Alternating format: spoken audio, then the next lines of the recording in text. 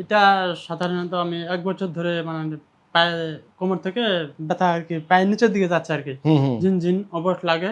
ফেসবুকের মাধ্যমে আমি জানতে পারলাম হ্যাঁ, যে এখানে ভালো চিকিৎসা হয় এবং এক বড় ভাইয়ের পরামর্শ ছিল যে এখানে যা ভালো হবে ইনশাআল্লাহ। আজকে জি। কতদিন আপনি? আজকে ১৪ দিন। থাকতে বলছিলাম কয়দিন? ২১ দিন বলছিলেন। তা তো তাড়াতাড়ি চলে যেতে। আলহামদুলিল্লাহ তার আগে সুস্থ হয়ে গেছি। আপনি হাইটা দেখছেন? চলাফেরা করে জি দেখছেন? দেখছি সম্পূর্ণ সুস্থ। চলা যাবে? জি যাবে ইনশাআল্লাহ। ইনশাআল্লাহ। বিসমিল্লাহির রহমানির রহিম। দর্শক, পিএলআইডি মেরুদণ্ড ঘাড় ব্যথা কোমর ব্যথা রোগ বিশেষজ্ঞ ডক্টর শফিউল্লাহ প্রধান। আজকে আমি ডিপিআরসি শ্যামলী রিং রোড থেকে বলছি। আমরা নিয়মিত বিভিন্ন রোগীদের নিয়ে লাইভ ভিডিও কমেন্ট এগুলা আপনাদেরকে দেখানো হয়, বোঝানো হয়। মূল উদ্দেশ্যটা হচ্ছে সদগায়ে জারিয়া, মানে আপনাদের যেন কোথায় যাবেন কি করবেন, মানে আমাদের ডিপিআরসিতে আসতে হবে এই জাতীয় কোনো কথা আমরা প্রচার করি না। আমাদের কাজ হচ্ছে আপনাদেরকে সচেতন ডেভেলপ করা। যেহেতু আমি প্রত্যেকটা টেলিভিশন পত্র পত্রিকা বিটিভি বাংলাদেশ বেতার হতে শুরু করে সরকারি বেসরকারি সকল প্রচার মাধ্যমে বিভিন্ন রোগ নিয়ে কথা বলি, সেই জন্য আমার ইউটিউবে ফেসবুকেও রুগীদের রোগ নিয়ে আপনাদেরকে রুগীদের কথা বলাই, আমি বলি না। তো এতে আশা করি আপনাদের উপকার হবে। আপনারা কোথায় যেতে হবে, কি করবেন বা কোন চিকিৎসা কখন করলে ভালো হয় একটা আইডিয়া পাবেন, এবং এতে যদি আমরা কিছুটা আপনাদের উপকার করতে পারি এটি আমরা মহান রবের কাছ থেকে ইনশাল্লাহ পেয়ে যাব আশা করি। তো আজকে আমাদের একজন খুব সেই উত্তর দিকে বাড়ি, অনেক দূর, ঢাকা আসতে প্রায় একদিন লেগে যায় ঠাকুরগাঁও থেকে, ঠিক না? জি। একদিন লাগে ঢাকা আসতে, বহু কষ্ট। সেই ঠাকুরগাঁ জেলার রুগী জনাব মোহাম্মদ আব্দুল করিম সাহেব। উনি একজন ব্যবসায়ী, মাত্র 30 বছর বয়স। উনি পিএলআইডি জনিত সমস্যায় ভুগতেছিলেন। মেরুদণ্ড ব্যথা কোমর ব্যথা ঘাড় ব্যথা এই সকল ব্যথা বেদনা, হাতে ব্যথা পায়ে ব্যথা এগুলো নিয়ে ভুগছিলেন। তো আমার কাছে ওনার এমআরআইটা যে আমার হাতে আছে, এমআরআইটা মনে আগেই করছেন আপনাকে। জি।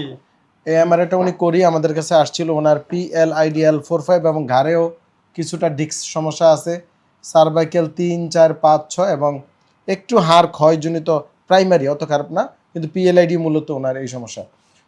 তো এটা আমরা আজকে চিকিৎসা দিয়েছি, এখন উনি চলে যাবে। আমরা ওনার সাথে এই ব্যাপারে কথা বলি, আশা করি ভিডিওটা আপনাদের জনসচেতনতা কাজে লাগবে। কিন্তু আমাদের এই ভিডিও দেখে আপনারা অনলাইনে ইউটিউব বা এআইকে বলে বা বিভিন্ন থেরাপি সেন্টারে বা বিভিন্ন জায়গায় ওষুধ খেয়ে বা অপারেশন করে ক্ষতিগ্রস্ত হলে এই দায়ভার আমাদের ডিপিআরসির না।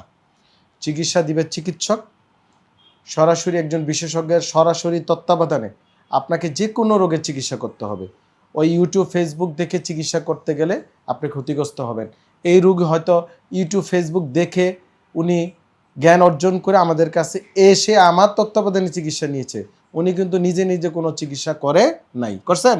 না। না, উনি আমাদের তত্ত্বাবধানে আমার টিমের মাধ্যমে এখানে কাজটা করছে।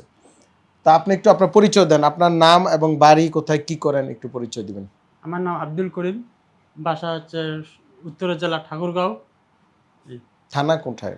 থানা থাটা জেলা ঠাকুরগাঁও। দুইটাই আপনার? জি। মানে মহল্লার নাম বলতে পারবেন? জি বলবো। কোন জায়গা? আহাননগর। আহাননগর।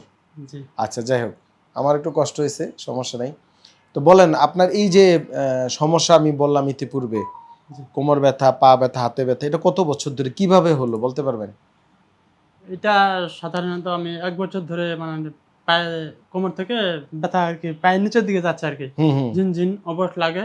হুম। তারপর আপনার ফেসবুকের মাধ্যমে আমি জানতে পারলাম হ্যাঁ, যে এখানে ভালো চিকিৎসা হয় এবং এক বড় ভাইয়ের পরামর্শ ছিল যে এখানে যা ভালো হবে ইনশাআল্লাহ। বড় তখন বড় আমি ভাই কি করে? বড় ভাই বড় ভাই ওই যে মনে করেন যে একজন সফটওয়্যার ইঞ্জিনিয়ার কোন আরকি। জায়গায়, কোন জায়গায় উনি? ঠাকুরগাঁও ওইটা। ঠাকুরগাঁয়ে থাকে। জি। আর আপনার এই যে কোমর ব্যথা পা ব্যথা এটা কত বছর ধরে? এটা দীর্ঘ ১ বছর ধরে। 1 বছর। এমনি জি। আপনার ওখানে কি কি জাতীয় কাজ করতে হয়? ব্যবসার কি কাজ করতে হয়? ভারী কাজ? জি না, কোনো ভারী কাজ করি নাই এ পর্যন্ত। কোনো আঘাত পাইছিলেন? না, না। এরকম কিছু মনে পড়ে না? না, আমি একটু কোমরের সাইড হয়ে বেড়াইতাম। হয়তো এবারও টান পড়ছে এরকম কিছু একটা। আচ্ছা, আচ্ছা, আচ্ছা। এমনি ঠাকুরগাঁয়ে এর আগে চিকিৎসা করেছিলেন 1 বছর ধরে? জি, করছিলাম। মানে ওষুধ খেয়েছেন? হ্যাঁ, ওষুধ কোনো খাইছি। থেরাপি নিয়েছেন? হালকা পাতলা থেরাপি নিয়েছিলাম কিন্তু কাজ হয়নি। কাজ হয়নি। জি, আচ্ছা। তো আমাদের সন্ধান পেয়ে ডিপিআরসিতে আসলেন। আজকে জি। কতদিন আপনি? আজকে ১৪ দিন। থাকতে বলছিলাম কয়দিন? ২১ দিন বলছিলেন। তা তো তাড়াতাড়ি চলে যেতে। আলহামদুলিল্লাহ তার আগে সুস্থ হয়ে গেছি। আপনি হাইটা দেখছেন? চলাফেরা করে দেখছেন? জি দেখছি, সম্পূর্ণ সুস্থ। চলো যাবে জি যাব ইনশাআল্লাহ। ইনশাআল্লাহ। তো দর্শক, ওনার মাধ্যমে ওনাকে এবং বাকি পিএলআইডি রোগীদেরকে একটাই কথা বলবো, বসার নিয়ম মেনে চলতে হবে। ধরেন কুঁজো হয়ে বসেন, অনেকে কাত হয়ে বসেন, অনেকে ফ্লোরে বসে কাজ করেন, সামনে ঝুঁকা ঝুঁকা কাজ করেন, এগুলা অ্যাভয়েড করতে হবে। চেষ্টা করবেন মেরুদণ্ডটা সোজা রেখে বসে কাজ করার জন্য। টানা 1 ঘন্টার বেশি বসে থাকবেন না। শক্ত জুতা খালি পায়ে হাঁটবেন না, শক্ত জুতা পরবেন না। সামনে ঝুঁকে ভারী জিনিস টান দিতে সাবধান, হাঁটু ভেঙে বসে তারপরে টান দিতে হবে। আর যারা মাত্র সুস্থ হয়ে গেলেন ওনার মতো, তারা আগামী আরও 1 মাস রেস্টে থাকতে হবে।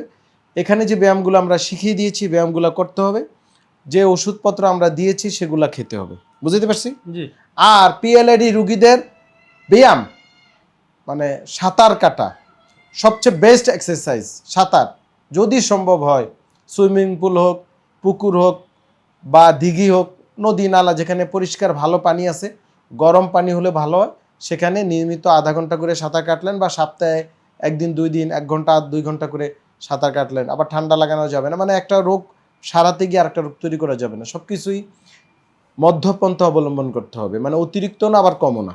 বুঝতে পারছেন কথা? জি জি সাঁতার খুবই উপকারী, নিয়মগুলো মেনে চলবেন। আমার ইউটিউব ফেসবুকে গিয়ে ভিডিওগুলো দেখবেন, রুগীদের কথা শুনলে আপনারা এমনিই ভালো থাকতে পারবেন। আসলে সচেতনতা জরুরি। পিএলআইডি এটা একটা মেকানিক্যাল প্রবলেম, মানে হচ্ছে কাজের কারণে হয়, বসার কারণে, চলাফেরার কারণে। যারা অতিরিক্ত কাজ করে তাদেরও হয়, আবার যারা একেবারে শুয়ে বসে থাকে, চলাফেরা না গেল বসে থাকে, তাদের এই রোগটা বেশি হয়। এই জন্য আমরা বলি পরিমিত নিয়মিত এক্সারসাইজ সবই করতে হবে, ঘুমাতে হবে। আবার অনেকে ঘুমায় না, কেবল রেস্টে থাকে আর বই মোবাইল ফোন টিপে, পরে ঘাড় ব্যথা নিয়ে আমার কাছে আসে। মোবাইল ফোন নিয়ে আমি প্রচুর, সেই অনেক বছর প্রথম আলো ইত্তেফাকে লিখেছি, আরও প্রায় ধরেন 17-18 বছর আগেই, আরও বেশি হইব, যে কম্পিউটার ব্যবহার, মোবাইল ফোন ব্যবহারে স্বাস্থ্য সমস্যা। আমার এই লেখা এখন অনেকেই লেখে, ভালো আলহামদুলিল্লাহ, ডাক্তারের লেখক, লেখলে সচেতনতা বাড়বে। তো এগুলো মেনে চলতে হবে, নিয়মকানুন মানতে হবে। অতিরিক্ত ওজন হলে কমাতে হবে, ওজন কমে গেল আবার বাড়াইতে হবে। ওনার ওজন ঠিক আছে, মানে অনেকে আছে একেবারে লিন অ্যান্ড থিন, তাদের আবার মাসেল পাওয়ার থাকে না, মাসেল বাল্ক নাই। মাসেল পাওয়ার, এন্ডুরেন্স, স্ট্রেংথ, এগুলো অনেকগুলা আমাদের টার্ম আছে, ডাক্তারি টার্ম। ওই অনুযায়ী আমরা রুগীদেরকে ওজন বাড়াতে বলি, কমাতে বলি, এগুলা মাসেলের স্ট্রেন্থেনিং করাই, এন্ডুরেন্স বাড়াই, পাওয়ার বাড়াই। তো এগুলো আলাদা আলাদা টার্ম, অনেকে মনে করে সব এক, নো, আলাদা আলাদা। যারা স্পোর্টসের সাথে জড়িত তারা জানেন, প্লেয়াররা যারা আমাদের ক্রিকেটার, ফুটবলার আছেন, তারা বুঝেন আমার এই ভাষাটা কি। তো সেগুলা মেনটেন করতে হয়, নিয়মকানুন চলতে হয়। আবার খাবার খুবই ইম্পর্টেন্ট। এই পিএলআইডি রুগীরও খাবার ইম্পর্টেন্ট। অনেক পিএলআইডি রুগী পেটের রোগের কারণে পিএলআইডি হইতেছে, জানেও না। হাড্ডি এক্সরে করি ক্ষয়, ওই যে দুধ খাইতে পারে না, ডিম খাইতে পারে না, পেটের পীড়া আছে না অনেকের। জি তো এই জন্য ভালো খাবার খাইতে হবে। আর একটা হচ্ছে ঘুমাতে হবে। বারবার আমি কিন্তু জোর দিতেছি, মানসিক স্বাস্থ্য খুব ইম্পর্টেন্ট। মানসিক স্বাস্থ্যের সাথে শারীরিক স্বাস্থ্যের রিলেশন আছে। আপনি যদি সারা রাত জেগে থাকেন, আপনার পিএলআইডি হবে, আরও বিভিন্ন রোগ হবে, ব্যথা বেদনা হবে, ফাইব্রোমায়ালজি হবে। সো আশা করি ভিডিওটা আপনাদের উপকারে আসবে। সবাই আমাদের জন্য, ডিপিআরসির জন্য, আমাদের রুগীদের জন্য, এই রুগীর জন্য স্পেশালি ওনার জন্য দোয়া করবেন যেন আল্লাহ পাক ওনাকে সুস্থ রাখে, বারবার ডাক্তারের কাছে না আসতে পারে, আসার দরকার হয়। সবাই ভালো থাকবেন। আসসালামু আলাইকুম রহমতুল্লাহ বারকাতুহু।